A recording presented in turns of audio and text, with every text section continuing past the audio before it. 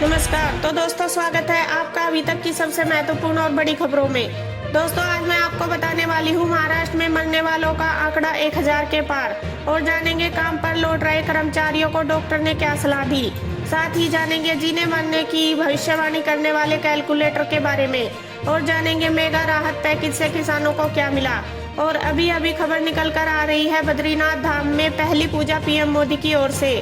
और साथ में जानेंगे 8 करोड़ मजदूरों को 3500 करोड़ रुपए और राशन मिलेगा। आइए जानते हैं सभी खबरें विस्तार से।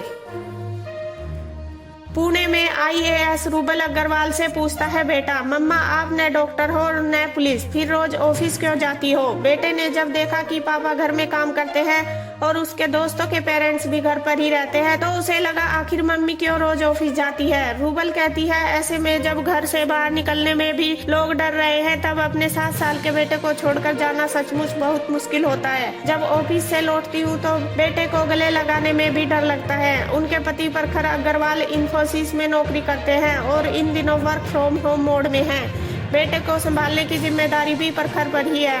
वह कहते हैं, जिस दिन पुणे में कोरोना वायरस के मामले 100 से ज्यादा हो गए थे, उस दिन रूबल इतनी ज्यादा गुमसुम हो गई थी कि घर में किसी से बात नहीं कर रही थी, बहुत ज्यादा तनाव में थी। महाराष्ट्र में कोरोना से 1000 मौतें, इनमें 60% अकेले मुंबई में हुई। दुनिया के 198 देशों में इससे कम मरीजों ने जान गंवाई। महाराष्ट्र में कोरोना संक्रमितों की मौत का आंकड़ा गुरुवार को 1000 के पार हो गया। मुंबई कोरोना का एपिसेंटर बन चुका है, जहां राज्य की 60% मौतें हुई। महाराष्ट्र में हालात किस तरह बिगड़ रहे हैं, इसका अंदाजा इसी से लगाया जा सकता है कि दुनिया के 198 देशों में अभी महाराष्ट्र से कम मरीजों की जान गई है। इन देशों में इजराइल, ऑस्ट्रेलिया, पाकिस्तान, श्रीलंका शामिल है। काम पर लौट रहे कर्मचारियों को डॉक्टर की सलाह, चिंता या घबराहट से इम्यूनिटी को खतरा, ऑफिस में 1 मीटर की दूरी बनाएं। भारत में लॉकडाउन का तीसरा फेज चल रहा है। इस फेज में पाबंदियों में पहले की तुलना में काफी ढील दी गई है। ऐसे में प्राइवेट और सरकारी कर्मचारी काम के लिए दोबारा दफ्तर आना शुरू कर रहे हैं, कुछ आने की तैयारी कर रहे हैं। ऐसे में डॉक्टर कोरोना वायरस से बचने के लिए कर्मचारियों को सोशल डिस्टेंसिंग, मास्क और सैनिटाइजर के इस्तेमाल के साथ साथ न घबराने की सलाह दे रहे हैं।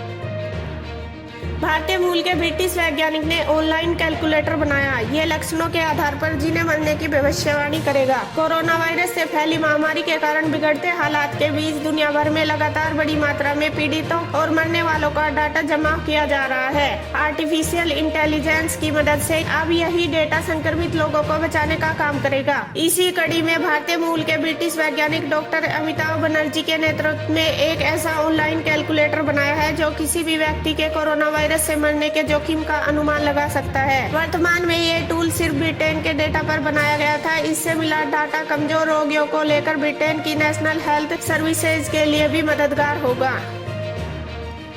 कोरोना पीड़ितों को लैब में विकसित सेल से ठीक करने की तैयारी, गंभीर मरीजों पर बिना साइड इफेक्ट प्रयोग सफल। शोधकर्ता कोरोना के मरीजों का इलाज हार्ट सेल थेरेपी से करने की तैयारी कर रहे हैं। इस थेरेपी में लैब में विकसित हार्ट कोशिकाओं को मरीज के शरीर में इंजेक्ट किया है। कोरोना से मरने वाले ऐसे मरीजों की संख्या ज्यादा है जिनके शरीर में सूजन देखी गई है। हार्ट सेल थेरेपी का इस्तेमाल इसी अतिरिक्त सूजन को कम करने के लिए किया जा रहा है। शुरुआत प्रयोग में इससे कुछ संक्रमित रिकवर हुए और परिणाम बेहतर आए, जिसके बाद कहा जा रहा है कि अब इसका बड़े स्तर पर ट्रायल किया जाएगा। दोस्तों, एग्रीकल्चर सेंटर से देश में 43% रोजगार कृषि पर निर्भर। इसके बावजूद मेगा राहत पैकेज से किसानों को कुछ खास नहीं। वित्त मंत्री निर्मला सीतारमण की कल की प्रेस कॉन्फ्रेंस एग्रीकल्चर पर भी फोकस रही, लेकिन 20 लाख करोड़ के आत्मनिर्भर भारत अभियान पैकेज से उन्हें कुछ खास नहीं मिला। उन्होंने कहा कि 3 करोड़ किसानों को पहले ही 4 लाख करोड़ की राहत मिल चुकी है। मार्च में नाबार्ड के जरिए ग्रामीण बैंकों को पैसा मुहैया कराया गया ताकि ये ऋण दिए जा सके। वही किसानों को 31 मई तक ब्याज की छूट मिलेगी। बता दें कि देश की 70% आबादी और 43% रोजगार कृषि पर निर्भर है। राजस्थान के 21 जिलों में शहरों से अधिक गांवों में संक्रमण, एक महीने के अंदर 400% बढ़ा मरीजों का आंकड़ा। कोरोना का कोराम सिर्फ जयपुर, जोधपुर, कोटा, उदयपुर और अजमेर जैसे हॉटस्पॉट के शहरी इलाकों में ही नहीं बल्कि अब यह गांव तक में घुस चुका है। वजह है देश भर के कोरोना प्रभावित राज्यों से प्रवासियों का राजस्थान में अपने घर में लौटना। हमने पड़ताल की तो चौंकने वाले आंकड़े सामने आए। पिछले एक महीने में ही गाँव में कोरोना संक्रमित 5 गुना तक बढ़ गया। 13 अप्रैल तक प्रदेश में 177 कोरोना पीड़ित गांव में मिले थे। अब 13 मई तक गांव में यह संख्या 713 बढ़कर 890 हो गई। यह महज 30 दिन में 402% की बड़ी उछाल है। दरअसल लॉकडाउन 3 में प्रवासी राजस्थानी लोगों द्वारा बिना जांच के पैदल या वाहनों में छिपकर गांव में पहुंचने से खतरा बढ़ रहा है। हर माह 3 करोड़ रुपए दान पाने वाले पद्मनाभ मंदिर की कमाई अब सिर्फ 25,000 रुपए। 60 ट्रस्ट एफडी तुड़वाकर बांट रहा है वेतन। 22 मार्च को हुए लॉकडाउन के बाद से देश के सभी बड़े मंदिरों में श्रद्धालु और दानदाताओं का चढ़ावा आना लगभग बंद है। ऐसे में मंदिरों को अपनी जमा पूंजी के सहारे ही संचालन करना पड़ रहा है। देश में सबसे अधिक संपत्ति वाले केरल के पद्मनाभ स्वामी मंदिर में हर महीने करीब 3 करोड़ रुपए दान में आते थे, लेकिन लॉकडाउन में सिर्फ 25,000 रुपए दान आया। वैष्णो देवी मंदिर जहां ऑनलाइन दान लेने के विकल्प के बारे में सोच रहा है, वहीं साईं बाबा ट्रस्ट का कहना है कि उनके पास जमा एफडी को तोड़ने के अलावा और कोई विकल्प नहीं है। आज सुबह 4:30 बजे वैदिक मंत्रों के साथ खुले मंदिर के कपाट। पहली पूजा पीएम मोदी की ओर से। आज सुबह शुक्रवार 4:30 बजे बद्रीनाथ धाम के कपाट खोल दिए गए। कपाट खोलने की विधियां रात 3 बजे से शुरू की गई थी। रावल ईश्वर प्रसाद नंबूदरी द्वारा विशेष पूजा अर्चना की गई। इस दौरान गुरु शंकराचार्य की गद्दी, उद्धव जी, कुबेर जी की पूजा की गई। कपाट खुलने के बाद लक्ष्मी माता को परिसर स्थित मंदिर में स्थापित किया गया। भगवान बद्रीनाथ का तिल के तेल से अभिषेक किया गया। कोरोना से सबसे ज्यादा प्रभावित 20 राज्यों में 30 अप्रैल तक 162 जिले ग्रीन जोन में थे, लेकिन पिछले 13 दिन में इनमें से 102 जिलों में संक्रमित मिले। कोरोना संक्रमण की रफ्तार देश में किस तरह से बढ़ रही है, इसका अंदाजा इससे लगा सकते हैं कि 30 अप्रैल को देश में कोरोना के 33,610 केस थे और 13 मई को इनकी संख्या बढ़कर 74,281 हो गई। यानी इन 13 दिनों में देश में कोरोना के 120% मरीज बढ़ गए। तारीख 30 अप्रैल इसलिए क्योंकि इसी दिन स्वास्थ्य मंत्रालय ने कोरोना संक्रमितों की संख्या के आधार पर देश के सभी जिलों को रेड, ऑरेंज और ग्रीन जोन में बांटा था। इस लिस्ट में 733 जिलों में से 130 जिलों को रेड, 284 को ऑरेंज और 319 जिलों को ग्रीन जोन में रखा था। एक रात दिल्ली पुलिस के साथ गश्त। रात 11:15 बजे वायरलेस सेट बजा। पता चला कि राम प्याऊ के पास 20 मजदूर हैं और पुलिस की गाड़ी दौड़ पड़ी। रात के 11 बजे है। दिल्ली का कालकाजी इलाका सन्नाटे में डूबने लगा है। सड़कें खाली हो चुकी है और गलियां सुनसान। कुछ देर पहले तक जो इकलौता ढाबा यहाँ खुला था उस पर भी अब ताला लटक गया। एक अंधेरी गली में सिगरेट पीते 3 लड़के पुलिस की गाड़ी का सायरन सुनते ही अलग अलग दिशाओं में ओझल हो गए। चौतरफा फैले सन्नाटे को अपने सायरन से तोड़ती दिल्ली पुलिस की यह गाड़ी ERV कहलाती है। ERV यानी इमरजेंसी रेस्पॉन्स व्हीकल। यह दिल्ली पुलिस की सबसे मुस्तैद सेवाओं में गिनी जाती है। कोई भी घटना या अपराध होने पर दिल्ली पुलिस की जो टीम सबसे पहले मौके पर पहुंचती है और आधिकारिक कार्यवाही की शुरुआत करती है वह ERV ही होती है। इनमें हर वक्त ड्राइवर के अलावा एक ASI यानी सहायक उप निरीक्षक और एक कांस्टेबल मौजूद होते हैं। मोदी ने बिल गेट्स से सुझाव मांगे। भारत कैसे दुनिया के फायदे के लिए बेहतर तरीके से काम कर सकता है। प्रधानमंत्री नरेंद्र मोदी ने गुरुवार देर रात वीडियो कॉन्फ्रेंस के जरिए माइक्रोसॉफ्ट के सह संस्थापक और bill and Melinda Gates foundation के सह अध्यक्ष बिल गेट्स से बात की। दोनों के बीच कोरोना महामारी के वैश्विक असर करीब आधा घंटा बातचीत हुई। साइंटिफिक इनोवेशन और रिसर्च एंड डेवलपमेंट भी दोनों की चर्चा में शामिल रहा। मोदी ने इस दौरान गेट्स फाउंडेशन के न केवल भारत में बल्कि दुनिया के अन्य हिस्सों में किए जा रहे स्वास्थ्य संबंधी कार्यों की सराहना की। उन्होंने बिल गेट्स से सुझाव मांगे कि कैसे भारत की क्षमताओं को दुनिया के फायदे के लिए बेहतर तरीके से इस्तेमाल किया जा सकता है। अगस्त तक 67 करोड़ गरीबों के लिए एक देश एक राशन कार्ड, 8 करोड़ प्रवासी मजदूरों को 2 महीने मुफ्त अनाज, 2.5 करोड़ किसानों को 2 लाख करोड़ का कर्ज। वित्त मंत्री निर्मला सीतारमण ने 20 लाख करोड़ रुपए के आत्मनिर्भर भारत अभियान के तहत गुरुवार को लगातार दूसरे दिन राहत पैकेज का ब्रेकअप बताया। उन्होंने कुल 9 घोषणाएं की। इनमें से 3 घोषणाएं प्रवासी मजदूर, 2 छोटे किसानों और एक घोषणा मुद्रा लोन, स्ट्रीट वेंडर्स, हाउसिंग और आदिवासी क्षेत्रों में रोजगार से जुड़ी थी।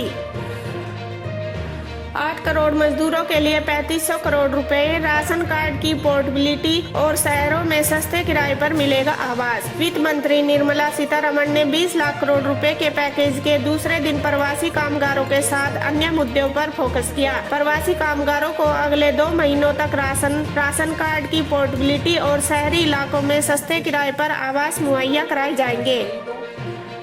गोवा में विदेशों में फंसे राजस्थानी 21 मई से आएंगे।